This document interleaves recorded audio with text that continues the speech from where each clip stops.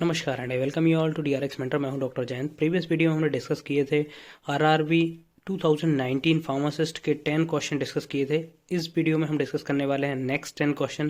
तो चलिए स्टार्ट करते हैं, बट उससे पहले मैं आपसे एक क्वेश्चन पूछूंगा जो कि मैंने ऑलरेडी डिस्कस कर चुका हूं। एंटीडोट से रिलेटेड एक क्वेश्चन है, इसका आंसर करना है आपको कमेंट बॉक्स में। तो आपका क्वेश्चन है, which drug is use to reduce the methotrexate toxicity. कौन सी ड्रग मेथोट्रेक्सेट टॉक्सिटी को रिड्यूस करने के लिए यूज की जाती है। आपके ऑप्शंस हैं मेस्ना, डीएमएसए डाइमरकेप्टोसक्सेनिक एसिड, ल्यूकोबोरिन और डेफेरोक्सामिन। तो आपको कमेंट करना है इसका राइट आंसर। चलिए स्टार्ट करते हैं, बट उससे पहले यदि अपने चैनल को सब्सक्राइब नहीं किया है तो चैनल को सब्सक्राइब कर लीजिए, सो दैट आपको फार्मा रिलेटेड जो भी इन्फॉर्मेशन है, question paper related, news update, vacancy update, सभी कुछ आपको मिलने वाला है इस चैनल पर। तो हमारे चैनल को सब्सक्राइब कर लीजिए। चलिए स्टार्ट करते हैं। Question is synonym for Indian squill is. Indian squill का सिनोनिम क्या है। Arrow poison, sea onion, लिकोराइजर root और यम। तो इसका राइट आंसर है सी अनियन, क्योंकि एरो पॉइजन जनरली कुरारे को बोला जाता है। कुरारे जो प्रीवियस टाइम में हंटिंग में यूज किया जाता है। एरो पॉइजन जो एरो में जिसका एक्सट्रैक्ट लगाया जाता था, फिर हंटिंग की जाती थी। लिकोराइजर रूट आपको पता है मुलेठी को बोला जाता है, और इसका यूज किया जाता है जो कफ में यूज किया जाता है, एक्सपेक्टोरेंट टाइप में इसका यूज किया जाता है। नेक्स्ट क्वेश्चन इज, हाँ थोड़ा सा हम देख लेते हैं इंडियन स्क्विल का। यहाँ पर आप देख सकते हैं सिनोनिम्स में सी अनियन भी बोलते हैं इसको, अर्जीनिया बोलते हैं, जंगली प्याज भी इसको बोलते हैं। बायोलॉजिकल सोर्स की बात करें तो Indian squill consist of dried slice of bulb of urginea indica belonging to the family liliaceae. तो ये आप याद रखिएगा कि किस फैमिली से बिलोंग करता है और इसका बायोलॉजिकल सोर्स क्या होता है। केमिकल कंस्टिट्यूएंट की बात करें तो इसमें Indian squill content cardioglycoside similar to European squill. Mucilage is present in mesophyll cell. तो ये आप याद रखिएगा कि इंडियन स्क्विल जो होता है उसमें जो म्यूसिलेज प्रेजेंट होता है वो कौन सी सेल में होता है, तो मीजोफाइल सेल में होता है। केमिकल टेस्ट की बात करें तो केमिकल टेस्ट में mucilage stain reddish purple with iodine water, whereas Indian European squill does not. तो जब म्यूसिलेज को आयोडीन वाटर के साथ ट्रीट किया जाता है तो रेडिस पल्पर कलर देखने को मिलता है, जो कि आपके यूरोपियन स्क्विल में नहीं मिलता है। कोलेरिन सॉल्यूशन स्टेन मीजोफाइल रीजन रेड। तो जो मीजोफाइल रीजन होता है उसको रेड कर देता है जब इसको कोलेरिन के साथ रिएक्ट कराया जाता है। तो इसका यूजेस किया जाता है cardiotonic, as expectorant, stimulant, diuretic, cathartic. It is also a bronchodilator and anti cancer agent. तो आप ये याद रखेंगे, शायद आपसे पूछा भी जा सकता है कि इंडियन स्क्विल का यूज क्या होता है। चलिए बढ़ते हैं नेक्स्ट क्वेश्चन की ओर।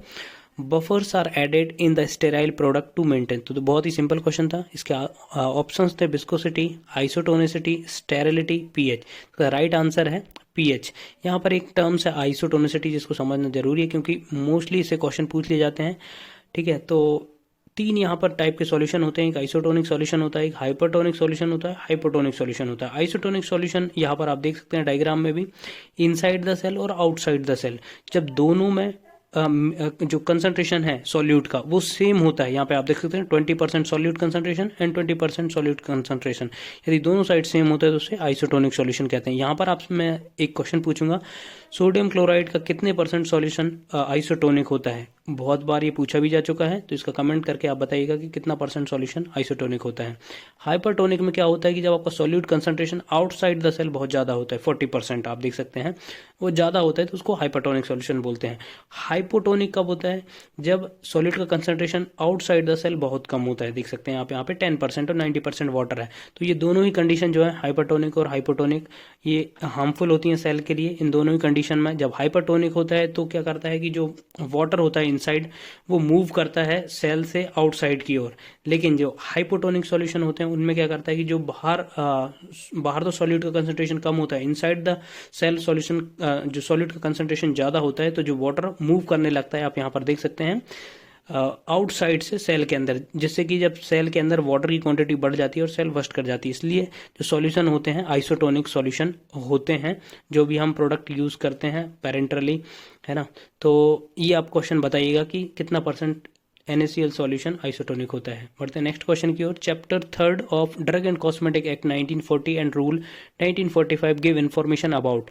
तो जो 1940 और 1945 का ड्रग एंड कॉस्मेटिक एक्ट है उसमें चैप्टर 3 जो है वो क्या डिस्क्राइब करता है। Drug and technical advisory board, manufacturing, sale and distribution of drug and cosmetics, import drug and cosmetics, provisions related to Ayurvedic, Siddha and Unani drugs. तो इसका राइट आंसर है import of drug and cosmetic. ये ज्यूरिस्प्रूडेंस से question आया था, बहुत ही simple question था।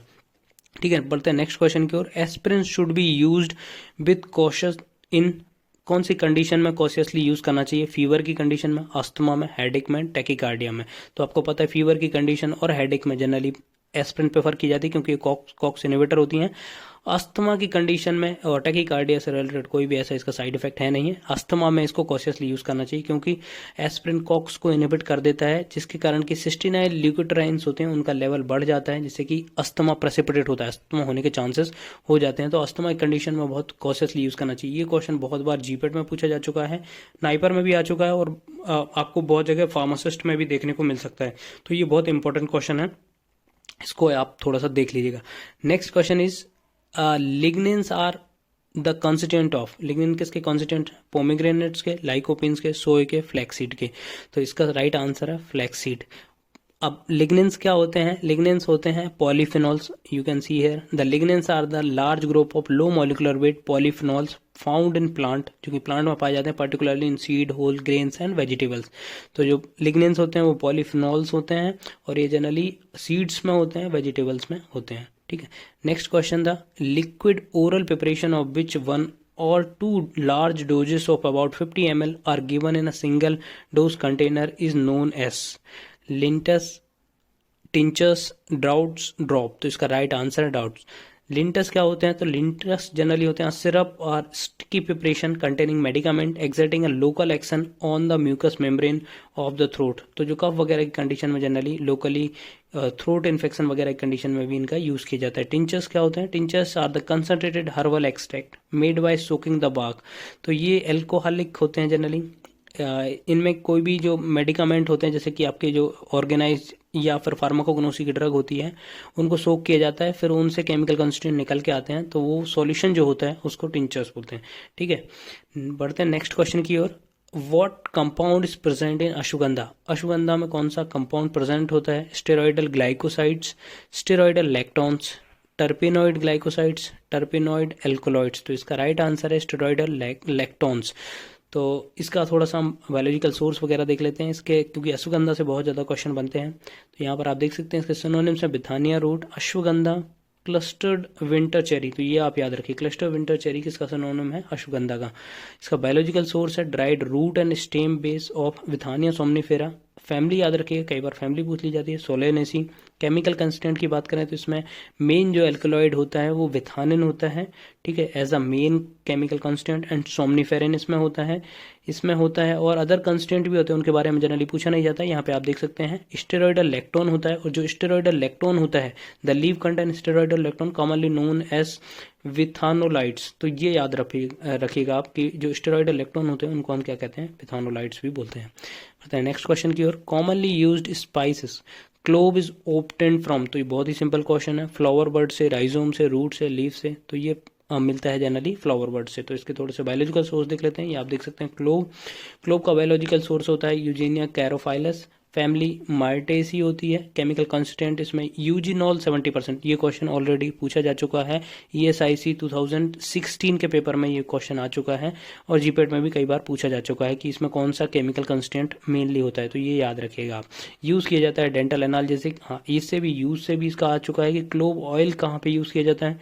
तो डेंटल एनाल्जेसिक में यूज़ किया जाता है। कार्बोनेटिव इसका यूज़ होता है, फ्लेवरिंग एजेंट, स्टिमुलेंट ये होता है। इंपॉर्टेंट फैक्ट देख लेते हैं थोड़ा सा। जो ट्रांसफर सेक्शन होता है, आपने फार्माकोग्नोसी उसी में पढ़ा होगा, यदि हम इसके ट्रांसफर सेक्शन लेके इसमें KOH पोटेशियम हाइड्रोक्साइड ऐड करते हैं तो needle shaped crystal of potassium eugenate आपको ऑब्जर्व होंगे। Cluster crystal of calcium oxalate पाए जाते हैं। आपने सुना होगा कैल्शियम ऑक्सलेट क्रिस्टल पाए जाते हैं फार्माकोग्नोसी की ड्रग्स में। तो इसमें कौन से टाइप के होते हैं? वो cluster crystal type of calcium oxalate crystal इसमें पाए जाते हैं। Next question is indicate the problem in the dosage form when camphor and menthol are added। जब कैम्फर और मेंथोल को ऐड किया जाता है तो इनमें कौन सी इनकम्पेटिबिलिटी होती है? अपनी इनकम्पेटिबिलिटी पढ़ी होंगी कि कौन कौन सी इनकम्पेटिबिलिटीज होती हैं, तो इसमें उसी के बारे में पूछा गया है। तो ये बहुत कॉमन क्वेश्चन है, वो बहुत बार पूछा भी जा चुका है कि कैम्फर और मेथनॉल को मिलाते हैं तो वो कौन सा एक मिक्सचर बन जाता है। तो ये जनरली यूटेक्टिक मिक्सचर होता है। एफरवेसेंट और डेलिक्यूसेंट हाइग्रोस्कोपिक के बारे में हम अभी डिस्कस करेंगे। ये यूटेक्टिक मिक्सचर हो जाए, ये आपको याद रखना है। एफरवेसेंट क्या होता है कि आपने एफरवेसेंट टैबलेट के बारे में सुना होगा कि जब हम उनको पानी में डिजोल्व करते हैं तो उनसे क्या कार्बन डाइऑक्साइड रिलीज होती है। डेलिक्यूसेंट का मतलब होता है कि कोई भी जो मटेरियल होता है जब वो मॉइस्चर एब्जॉर्ब करके डिजोल्व हो जाता है, मतलब इस एक्सटेंट तक मॉइस्चर एब्जॉर्ब करता है वो डिजोल्व हो जाता है, तो उस कंपाउंड को हम डेलिक्यूसेंट बोलते हैं। और हाइग्रोस्कोपिक जनरली जो कंपाउंड्स होते हैं वो क्या करते हैं, मॉइस्चर को एब्जॉर्ब कर लेते हैं, ठीक है, बट वो पूरी टोटली डिजोल्व नहीं होते हैं, तो उन कंपाउंड्स को हाइग्रोस्कोपिक कहते हैं। The property of hygroscopicity is called hygroscopy. तो ये क्वेश्चन भी कई बार पूछा जा चुका है, इनको डिफ्रेंशिएट करने का कि डेलिक्यूसेंट क्या होते हैं, हाइग्रोस्कोपिक मटेरियल्स क्या होते हैं, ठीक है। तो एक इनकम्पेटिबिलिटी से क्वेश्चन जरूर आता है, तो ये भी आप देखिएगा। Next question is angioedema is the adverse drug reaction affecting. Angioedema किसको अफेक्ट करती है, जीआई ट्रैक्ट को, लिवर को, पैनक्रियास को, स्किन का। तो इसका आंसर है स्किन को। ये जनरली कंडीशन होती है, आप देख सकते हैं एंजियोइडेमा is an area of swelling of the lower layer of skin and tissue just under the skin or mucous membrane। तो ये स्किन की एक डिसीज होती है।